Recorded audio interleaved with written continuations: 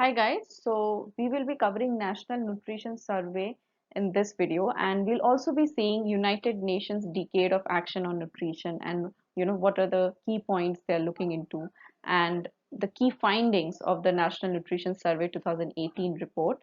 And so let's start the video.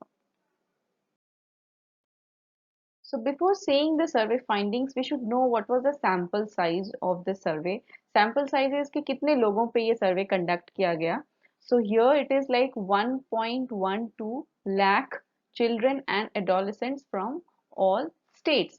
तो इतने सारे बच्चों और adolescents जो adult के पहले वाले जो होते हैं ना teenager, तो उनके ऊपर ये सर्वे किया गया और देखा गया that children and adolescents with high triglycerides, ये high triglycerides is a certain amount of like fat in the blood, तो इसके साथ पाया गया कि 10% लोग हैं वैसे, then with low HDL 28%. HDL is actually good cholesterol, तो लो है HDL 28% लोगों में, I mean children and adolescents में. Then adolescents with high cholesterol and high LDL is like 4, and adolescents found with hypertension, that is high blood pressure. मतलब आप सोचो teenage में high blood pressure पाया गया है कि 5% adolescents में hypertension है, that is high blood pressure. And children and adolescents with risk of chronic kidney disease, chronic is like for a long time जो रहता है, chronic kidney disease पाया गया है 7% में.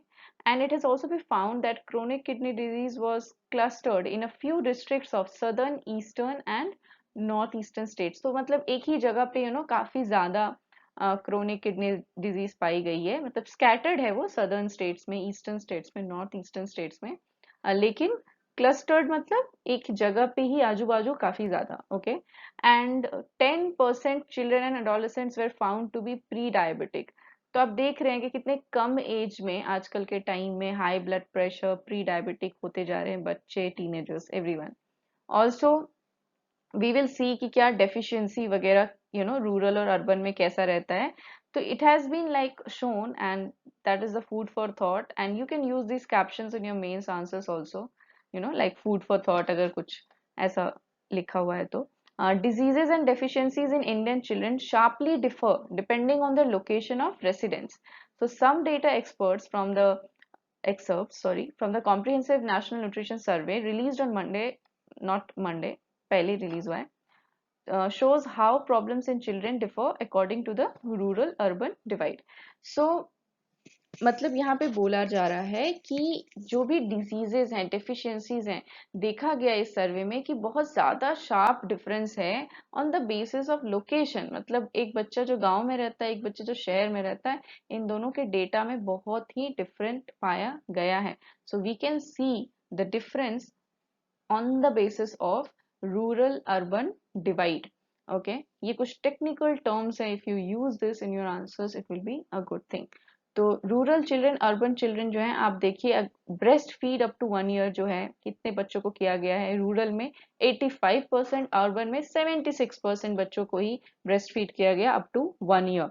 फिर फ्रीक्वेंट मील्स कौन किस किस जगह पे बच्चे कितने करते हैं, तो रूरल बच्चे जो होते हैं उनके 44% दिए गए और अर्बन में 37%. तो हम देख रहे हैं कि वहां पे कम है, एक्चुअली फ्रीक्वेंट मील्स नहीं मिलते, may be parents are very busy. फिर ब्रेस्ट फीड भी आप देखिए 1 ईयर तक इधर 85% है और अर्बन में 76% है, तो मे बी जो माएँ हैं वो वर्किंग हो जाती होंगी तो वो ज्वाइन कर लेती होंगी ऑफिस. तो या for whatsoever reasons many things can happen. तो आप देखिए कि कैसे डेटा डिफर करता है रूरल और अर्बन में. नॉर्मली हम एक्सपेक्ट करते हैं कि अर्बन का ज्यादा होगा, रूरल का कम, but it is not that way.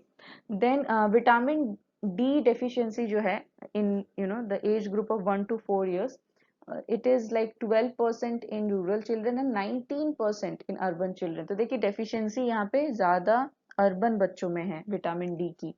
Then iron deficiency में भी आप देखिए कि ज्यादा अर्बन बच्चों में है 40.6%, और रूरल में 29% में ही आयरन डेफिशिएंसी है in the age group of 1 to 4 years.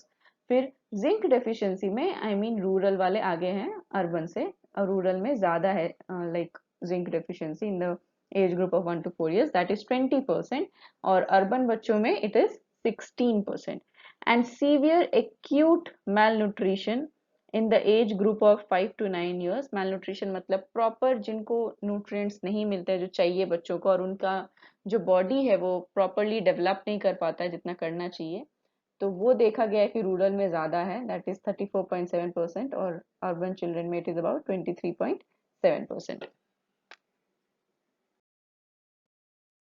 और एक बहुत इंपॉर्टेंट पॉइंट जो यहाँ पे कवर की गई है वो ये है कि कितना डेविएशन है from the body mass index, मतलब आपका जो प्रॉपर वेट होना चाहिए according to your body shape and height and everything, तो उस हिसाब से आपकी जो वेट है उस चीज को भी मेजर किया गया है, और उससे पता चलता है कि किस जगह पर कितने ओवरवेट और ओबीस लोग हैं, मतलब जिनका बॉडी वेट बहुत ज़्यादा है इन कंपैरिजन टू जो होना चाहिए। ओके, और यहाँ पे उसको जेड स्कोर्स दिए गए हैं, और जिसके ज़्यादा जेड स्कोर है उसका मतलब वहाँ पे ज़्यादा ओवरवेट और ओबीस एडोलेसेंट्स हैं। तो आप देख सकते हैं कि तमिलनाडु और गोवा में 14 है Z score, and that is why they have the highest number of adolescents that is aged 10 to 19 years who were either overweight or obese। तो आप देख सकते हैं कि सबसे ज्यादा जो ओवरवेट और ओबीस टीनेजर बच्चे हैं वो तमिलनाडु और गोवा में मिलते हैं, और आपका जो गोवा है वहां पे सबसे ज्यादा ओबीस एडोलेसेंट्स मिलते हैं, मतलब ओवरवेट और ओबीस बोला है ना कि तमिलनाडु और गोवा में मिलते हैं, तो ओबीस इज लाइक और ज्यादा जो मोटे होते हैं, ओवरवेट है कि आपका वेट ज्यादा है बट ओबीस नहीं है आप, ओबीस इज लाइक बहुत ज्यादा, ठीक है, बहुत ज्यादा जो वेट गेन कर लेते हैं, तो वो होते हैं ओबीस। तो उन आप देखिए कि गोवा में ज्यादा ओबीस एडोलेसेंट्स हैं। फिर 10% children and adolescents are pre diabetic, ये हम देख चुके हैं। 4% adolescents have high cholesterol, 7% children and adolescents have risk of chronic kidney disease, and 5% adolescents were found to have high blood pressure. तो ये सारे फैक्ट्स हम ऑलरेडी देख चुके हैं। और आप देख सकते हैं कि केरला नहीं, गोवा और तमिलनाडु के बाद आता है आपका दिल्ली, जहाँ पे सबसे ज्यादा ये डेविएशन देखा गया है बॉडी मास इंडेक्स से, मतलब ज्यादा लोग ओवरवेट और ओबीस हैं, ज्यादा एडोलेसेंस, वो दिल्ली में है। दिल्ली के बाद अरुणाचल प्रदेश में है, 11 है उसका जेड स्कोर, और उसके बाद आपका केरला है। तो बस टॉप के जो कुछ स्टेट्स हैं इस मामले में वो आप थोड़ा याद रख लीजिए तो अच्छा होगा। ओके, और एक बहुत इंपॉर्टेंट फैक्ट देखा गया that children of women who are more educated they are receiving more nutritious diets, and that is why obviously these children have increased resistance to future illnesses. Obvious है जिनके पास ज्यादा अच्छा nutrition होगा वही लोग अपने आप को इलनेस से ज्यादा अच्छे तरीके से खुद को बचा पाएंगे। तो आप देखिए कि एजुकेशन कैसे गुड हेल्थ की तरफ रूट बनाता है, that is why it is like captioned education route to good health. अभी आप यहाँ पे देख सकते हैं कि जो बच्चों की कैटेगरी है वो 6 मंथ्स टू 23 मंथ्स लिया गया है एज ग्रुप, और जो कैटेगरी है वो दिया गया है children of mothers with no schooling, एक वो मेजरमेंट है, और children of mothers with schooling greater than equal to 12th class. तो जिन्होंने 12th क्लास या उससे ज्यादा पढ़ाई लिखाई की है उनका एक मेजरमेंट किया गया है, और एक मेजरमेंट किया गया है कि जिनकी माओ ने कोई स्कूलिंग नहीं की है। तो आप देखिए डाइट डाइवर्सिटी में भी जिन माओ ने स्कूलिंग की है 12th क्लास या उससे ज्यादा वही लोग ऊपर है, मिल्क प्रोडक्ट्स में भी, फिर आप मिनिमम एक्सेप्टेबल डाइट में भी, मिल्क प्रोडक्ट्स में भी, इन सारी चीजों में children of mothers with schooling they are in higher percentage. फिर आप अगर देखिए एक्स भी जो हैं, जो जो मदर्स हैं विद स्कूलिंग उन्होंने ज्यादा दिए हैं अपने बच्चों को, इन the age group of 5 to 9 years old होता है ना। फिर मिल्क प्रोडक्ट्स 2 to 4 years में दिया गया है। फिर आप देखिए कि जब स्टंटिंग, अंडरवेट, एनीमिया, जितनी बीमारियों की बात आती है, स्टंटिंग मतलब जो होता है ना, आपकी ग्रोथ एक लेवल के बाद रुक जाती है, जितना दूर होना चाहिए उससे कम में ही रुक जाती है। अंडरवेट इज वही आपका जितना वेट होना चाहिए बच्चे का उतना नहीं है। एनीमिया इज लाइक अगर आपके बच्चे के शरीर में हेमोग्लोबिन कम है। तो ये सारी चीजें आप देखिए कि उन बच्चों का ज्यादा है जिनकी मम्मियों ने स्कूलिंग नहीं की है। So this is also one factor which was notice that education can also contribute to good health of children. So maybe because of the information these mothers have, which the mothers with no schooling do not have. So because माएँ तो सभी अच्छी होती हैं लेकिन शायद उनके पास उतनी information नहीं है इसलिए वो प्रोवाइड नहीं कर पाते अपने बच्चों को, और जिनकी माएँ पढ़ी लिखी हैं ज्यादा उनके पास इन्फॉर्मेशन है शायद, that is why these figures have come up. So let's move to the next thing. And मैं एक लास्ट जो करना चाहती हूँ कि आप देखिए कि what the survey actually found, and that is why it is written the sweet truth. Okay, among the various markers of non communicable diseases, non communicable मतलब जो एक से दूसरी तरफ ट्रांसफर नहीं होता है, diabetes was found to be prevalent among children much in line with the national scenario. तो डायबिटीज बहुत ज्यादा पाया गया है बच्चों में. ठीक है, फिर इन the age group of 10 to 19 years about 8 to 6% of adolescents were found to be pre-diabetic while 1.1% were found to be diabetic. Pre-diabetic है मतलब कि अब डायबिटिक होने ही वाले हैं, थोड़ा सा और आगे हो जाएगा अगर शुगर लेवल तो डायबिटिक हो जाएंगे. तो आप देखिए कि जो 10 to 19 इयर्स है, जो एडोलेसेंट्स, जो टीनेजर वाला ग्रुप है, उसमें 8.6% जो है उनको प्री डायबिटिक पाया गया है और 1.1% को डायबिटिक पाया गया है. और सबसे जो यूनिक चीज है इस सर्वे की, तो वो यही देखा गया है कि यहाँ पे अंडर न्यूट्रिशन और ओवर न्यूट्रिशन एक साथ एग्जिस्ट कर रहे हैं. मतलब कुछ बच्चे मैलनूरिश्ड हैं जिनको खाना ही नहीं मिल रहा, और कुछ बच्चे हैं जो मोटे हो गए हैं, ओवरवेट ओबीस हो गए हैं. तो ये देखिए कितनी स्टार्क डिफरेंस जो एक चीज होती है एरोनिकल, वो देखा गया है. That with both under nutrition and over nutrition को existing, 5.7% of adolescents in the age group of 10 to 19 years in the state were overweight. 5.7% बच्चे overweight थे. ठीक है, तो आप ये देखिए कि nutrition transition has led to the prevalence of obesity and diabetes. तो मतलब यहाँ देखा गया है कि क्या है ना, खाने के तरीके में चेंजेस वगैरह की वजह से ये ओबिसिटी, डायबिटीज, ये सब बढ़ गया है बच्चों में, और जो टीनेज ग्रुप है उनमें भी. And like a very beautiful thing has been said by the survey report, that the prevalence of diabetes is on the rise due to rising levels of obesity, inactivity and poor diet. तो ये जो diabetes बढ़ रही है लोगों में, वो actually obesity होता है ना, मोटापा, फिर आपका इनएक्टिविटी, आप कुछ एक्टिविटी नहीं करते हो, फिजिकल एक्टिविटी, बैठे रहते हो पूरे दिन, फोन पे लगे रहते हैं बच्चे भी आजकल, सब माँ बाप फोन दे देते हैं. तो फिर पुअर डाइट, वही होता है ना, जंक फूड्स खा रहे हैं. तो इन सारी चीजों की वजह से क्या होता है कि ये सब रीजन हो जाता है कि बच्चों में डायबिटीज हो जा रही है जो नहीं होनी चाहिए. It is no longer a disease associated with affluence. Adult diseases are starting in childhood. If obesity is not addressed, it will exact a terrible cost on India's growth and economic progress. तो सर्वे ने यही कहा है कि ये जो adult में जो बीमारियां होनी चाहिए वो अब बचपन में ही शुरू हो जा रही हैं. और इस मतलब इसका कोई रिश्ता नहीं है कि कितना अमीर या गरीब है, काइंड ऑफ. ये अभी लाइफस्टाइल ही ऐसा हो गया है कि बच्चों में भी डायबिटीज हो जा रही है. और ये भी बोला गया है कि अगर ये ओबिसिटी का जो प्रॉब्लम है, ये जो सीवियर मोटापा का प्रॉब्लम है, अगर इसको एड्रेस नहीं किया गया तो ये बहुत अफेक्ट कर देगा इंडिया के ग्रोथ को और इकोनॉमिक प्रोग्रेस को भी. So it is a very serious concern and it can provide a terrible cost on India's growth and economic progress. So it needs to be addressed at priority. तो लोगों को अपने खाने का स्टाइल, फिर physical activity, ये सब कुछ करने की ज़रूरत है ताकि वो फिट रहें और बच्चों को भी फिट रखें, और बच्चों को एटलीस्ट बचपन में बड़ों वाली बीमारियां ना हो. It is very important to save them from all of that. So, since the whole video is about nutrition, we should know that which sustainable development goal is associated with nutrition, and that is Sustainable Development Goal 3, that is good health and well-being. Okay, so आप देखिए ये heart beat बनी हुई है, फिर एक दिल भी बना हुआ है. ठीक है, सो ये smiley. So, Sustainable Development Goal 3 ensures healthy lives and promotes well-being for all at all ages. ठीक है, हर एज पे अच्छी हेल्दी लाइफ हो और लोग अच्छे से रह रहे हो, यही इंश्योर करना चाहता है सस्टेनेबल डेवलपमेंट गोल. यही गोल है हमारा, गोल 3. Okay, so let's proceed to knowing all the sustainable development goals, the 17 goals which we should know. तो देखिए, मैं चाहती हूँ कि हर बार जब हम कहीं भी सस्टेनेबल डेवलपमेंट गोल पढ़ रहे हैं तो हम ये पिक्चर एक बार देख ले.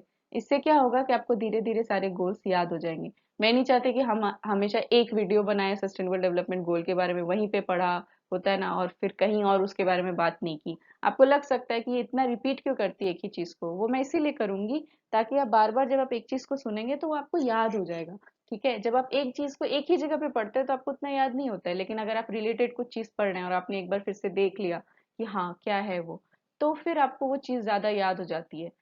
इसीलिए मैं बोल रही हूँ कि हमें वैसे पढ़ना है, जागरूक बच्चों की तरह, एक ब्यूरोक्रेट की तरह। ऐसे नहीं पढ़ना है कि बच्चा है एक जगह पढ़ा रट लिया हो गया। तो दैट इज वाई हर जगह जब हम सस्टेनेबल डेवलपमेंट गोल पढ़ेंगे तो हम ये वाला पिक्चर एक बार देख लेंगे। ओके, सो अभी तो हमने देखा कि चलिए third goal is good health and well being. So first से शुरू करते हैं। तो देखिए, इतना है कि हमें पता है कि बचपन से हमें स्कूल बुक्स का जो फर्स्ट बुक का फर्स्ट चैप्टर का जो फर्स्ट पेज होता था, सबको याद होता है वो। क्यों? क्योंकि हर बार हम वहीं से शुरू करते हैं, है ना? तो आगे पढ़ाओ ना पढ़ाओ, फर्स्ट पेज सबने पढ़ा होता है। सो लाइक लक्ष्मीकांत का पहला पेज मुझे लगता है सबको याद होगा कि हाँ, रेगुलेटिंग एक्ट ऑफ 1773 मेंशन्ड है वहां पे। So that's what I am saying कि वैसे ही होती है चीजें। सो अभी यहाँ पे भी देखिए, फर्स्ट नो पॉवर्टी आपको याद रहेगा क्योंकि शुरू होता है उससे, ठीक है? तो गरीबी से शुरू करते हैं हम लोग, हमेशा याद रखिएगा कि गरीबी मिटाना है सबसे पहले। So sustainable development goal 1 is no poverty, जहाँ पे सारे बड़े बच्चे सब साथ खड़े हैं कि नहीं, गरीबी हमें मिटाना है। गरीबी मिटाने के बाद हमें क्या करना है? भूख मिटाना है। तो सेकेंड इज जीरो हंगर, ठीक है? तो यहाँ पे खाना गरम अपनी भाप दे रहा है। So first is no poverty, second is zero hunger, third is good health and well being, वो हमने ऑलरेडी देख लिया है। फोर्थ इज क्वालिटी एजुकेशन, कि जब पेट भर गया, गरीबी मिट गई, तो पढ़ाई होना बहुत जरूरी है। Okay, so fourth is quality education. Fifth is gender equality, ठीक है? Fifth is my lucky number. तो यहाँ पे देखिए, हम जेंडर इक्वालिटी की बात कर रहे होते हैं कि हर कोई समान हो, मेन विमेन एवरीबडी। तो fifth is about gender equality, कि जब आपके पास आपकी गरीबी खत्म हो गई, भूख खत्म हो गई, हेल्थ भी ठीक है, एजुकेशन भी ठीक है, तो उसके बाद हमें ये देखना है कि अभी जेंडर के बेसिस पे तो कोई डिफरेंशिएशन नहीं हो रहा है, इसीलिए fifth is gender equality. Then sixth is clean water and sanitation, कि चलिए जेंडर इक्वालिटी भी कर लिया, तो अभी पानी बढ़िया होना चाहिए भैया पीने के लिए, ठीक है? So sixth is clean water and sanitation, की होता है ना, साफ पानी पियो, साफ रहो। तो सिक्स्थ गोल हमारा वही है। फिर देखिए, ये हो गया हमारा एक रो कंप्लीट, हर रो में छः छः, है ना?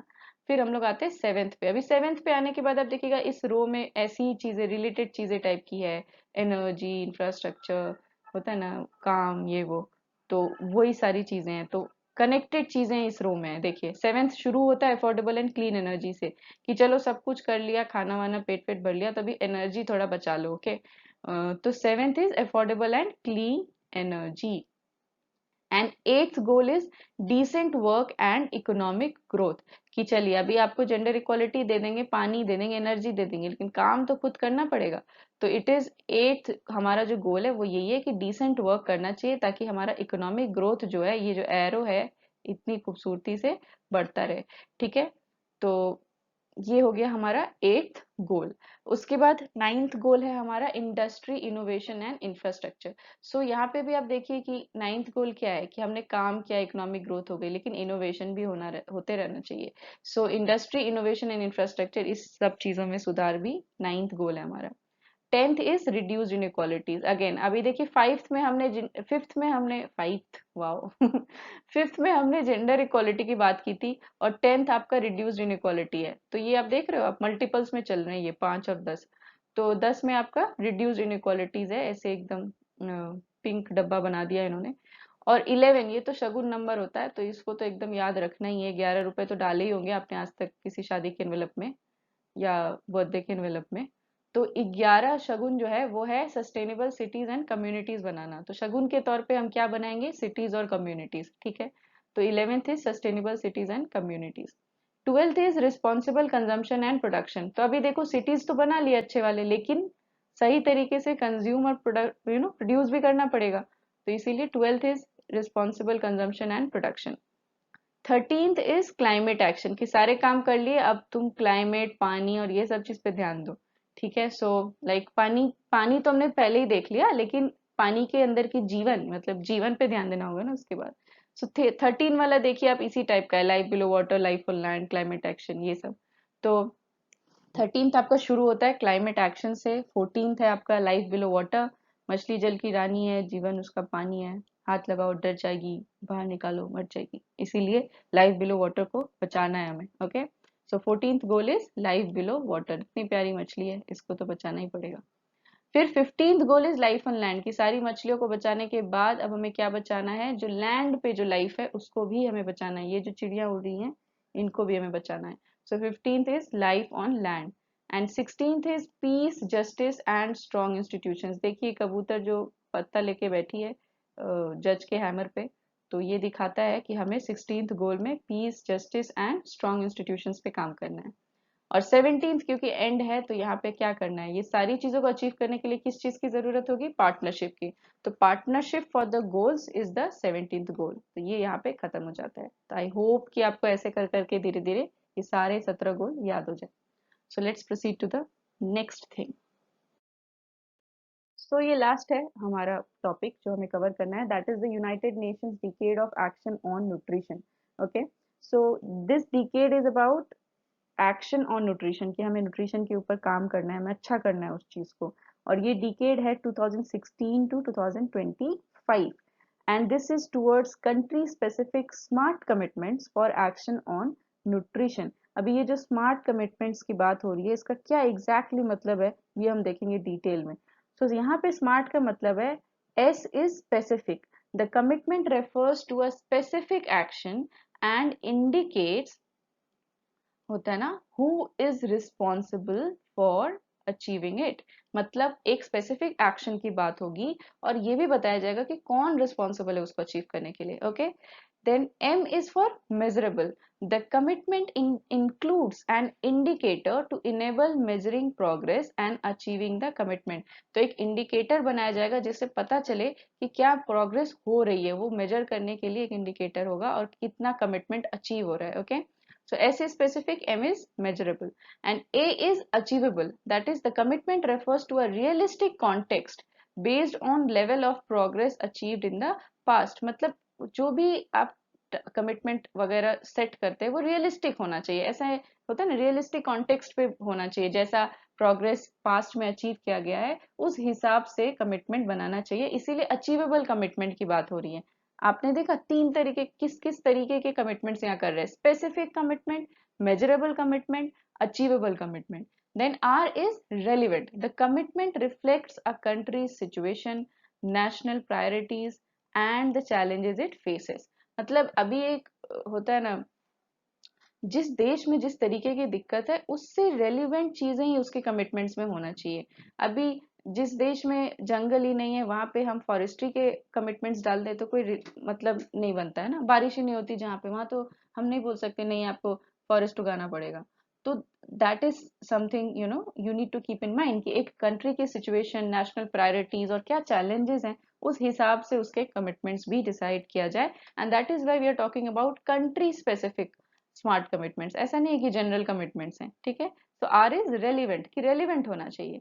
Then T is time bound, the commitments की milestone is to be met with in a realistic time frame for achievement. एक रियलिस्टिक टाइम फ्रेम होना चाहिए फॉर दिस अचीवमेंट, तो टाइम बाउंड भी होना चाहिए। So this is what they mean by SMART, specific, measurable, achievable, relevant, time bound commitments. Okay, and this whole thing will be looked after by or headed by two organizations, that is food and agriculture organization of United Nations, and ये मतलब मैं ऐसे arrow बना रही हूँ kind of समझ जाइए। और next is World Health Organization. Okay, so ये WHO और FAO जो है वो देख रहे हैं इस पूरे चीज को। और यहाँ पे इन्होंने कुछ की प्रायोरिटीज सेट किए हैं, that is sustainable food systems for healthy diets, aligned health systems providing universal coverage of essential nutrition actions, social protection and nutrition education, trade and investment for improved nutrition, enabling food and breastfeeding environments, review, strengthen and promote nutrition governance and accountability. तो ये इनका जो होता है ना action points है कि क्या करना है हमें इसके अंदर। तो हमें सस्टेनेबल फूड सिस्टम बनाना है हेल्दी डाइट्स के लिए, फिर हम लोगों को ऐसे हेल्थ सिस्टम्स को अलाइन करना है कि यूनिवर्सल कवरेज दे पाए हम, होता है ना हर चीज का, जो भी एसेंशियल न्यूट्रिशन एक्शंस हैं। ठीक है, उसके बाद आपका सोशल प्रोटेक्शन की बात की गई है, न्यूट्रिशन एजुकेशन की बात की गई है कि एजुकेशन में होना चाहिए, सोशल प्रोटेक्शन होना चाहिए। देन ट्रेड एंड इन्वेस्टमेंट की बात की गई है ताकि न्यूट्रिशन को इम्प्रूव किया जा सके। फिर फूड और ब्रेस्ट फीडिंग एनवायरमेंट्स को इनेबल करने की बात की गई है कि होता है ना ऐसा इन्वायरमेंट हो कि इस चीज की अच्छी सुविधाएं हों। Okay, then review, strengthen and promote nutrition governance and accountability. Obviously इतनी चीजें कर रहे हैं तो जो ये न्यूट्रिशन गवर्नेंस है, अकाउंटेबिलिटी है, इस चीज़ को हमें इम्प्रूव करना है। तो इसके लिए ज़रूरी है कि वो रिव्यू होता रहे, उसको और अच्छा किया जा सके और प्रमोट भी किया जा सके कि नहीं, nutrition has to be governed and it it's like needs to be accountable. तो country needs to be accountable for whatever they are doing in nutrition. There needs to be a policy, governance policy. तो ये सारी चीज़ें you know की points हैं जो इस decade में दिया गया है कंट्रीज को कि आपको ये सारी चीजें करनी है, और स्मार्ट कमिटमेंट्स दिए गए हैं कंट्री स्पेसिफिक, ताकि वो लोग रेलिवेंट जो चीजें हैं होता है ना, और एक मेजरेबल मेजर कर सके जिस चीज को, अचीव कर सके जिस चीज को, और एक स्पेसिफिक, ऐसे नहीं कि वेग, कुछ भी बड़ा सा वेग दे दिया कि हर कोई अपनी अपनी इंटरप्रिटेशंस कर रहा है उसके, नहीं, बहुत ही स्पेसिफिक और फिर टाइम बाउंड मैनर में ये सारे कमिटमेंट्स को अचीव करने की बात की गई है इस डिकेड में, विच इज 2016 to 2025.